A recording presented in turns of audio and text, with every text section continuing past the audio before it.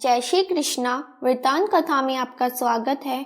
आज हम धनतेरस की कथा सुनाने जा रहे हैं। एक समय भगवान विष्णु मृत्युलोक में विचरण करने के लिए आ रहे थे। तब लक्ष्मी जी ने भी उनके साथ चलने का आग्रह किया। तब विष्णु जी ने कहा कि यदि मैं जो बात कहूँ तुम अगर वैसा ही मानो तो फिर चलो।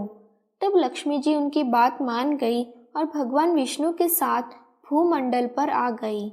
कुछ देर बाद एक जगह पर पहुंचकर भगवान विष्णु ने लक्ष्मी जी से कहा कि जब तक मैं न आऊं तुम यहाँ ठहरो। मैं दक्षिण दिशा की ओर जा रहा हूँ, तुम उधर मत आना। विष्णु जी के जाने पर लक्ष्मी जी के मन में कौतूहल उठा कि आखिर दक्षिण दिशा में ऐसा क्या रहस्य है जो मुझे मना किया गया है, और भगवान स्वयं चले गए। लक्ष्मी जी से रहा नहीं गया और जैसे ही भगवान आगे बढ़े लक्ष्मी जी भी पीछे पीछे चल पड़ी। कुछ ही आगे जाने पर उन्हें सरसों का एक खेत दिखाई दिया जिसमें खूब फूल लगे हुए थे।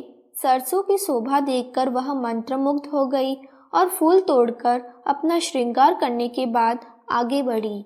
आगे जाने पर एक गन्ने के खेत से लक्ष्मी जी गन्ने तोड़कर रस चूसने लगी। उसी क्षण विष्णु जी आए और यह देख लक्ष्मी जी पर नाराज होकर उन्हें शाप दे दिया कि मैंने तुम्हें इधर आने को मना किया था पर तुम न मानी और किसान की चोरी का अपराध कर बैठी। अब तुम इस अपराध के जुर्म में इस किसान की 12 वर्ष तक सेवा करो। ऐसा कहकर भगवान उन्हें छोड़कर क्षीर सागर चले गए। तब लक्ष्मी जी उस गरीब किसान के घर रहने लगी।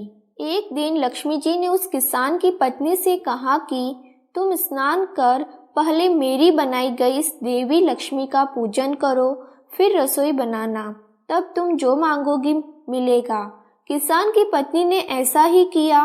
पूजा के प्रभाव और लक्ष्मी की कृपा से किसान का घर दूसरे ही दिन से अन्न, धन, रत्न, स्वर्ण आदि से भर गया। लक्ष्मी ने किसान को धन धान्य से पूर्ण कर दिया। किसान के 12 वर्ष बड़े आनंद से कट गए। फिर 12 वर्ष के बाद लक्ष्मी जी जाने के लिए तैयार हुई। विष्णु जी लक्ष्मी जी को लेने आए तो किसान ने उन्हें भेजने से इनकार कर दिया। तब भगवान ने किसान से कहा कि इन्हें कौन जाने देता है, यह तो चंचल है, कहीं नहीं ठहरती।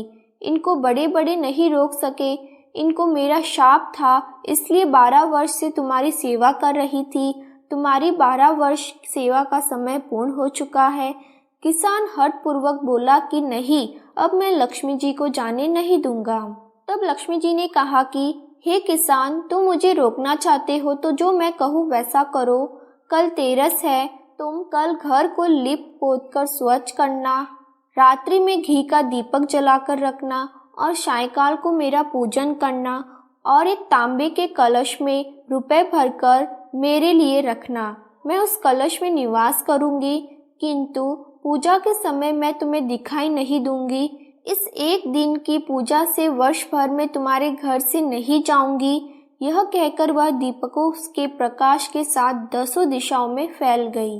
अगले दिन किसान ने लक्ष्मी जी के कथा अनुसार पूजन किया। उसका घर धन धान्य से पूर्ण हो गया।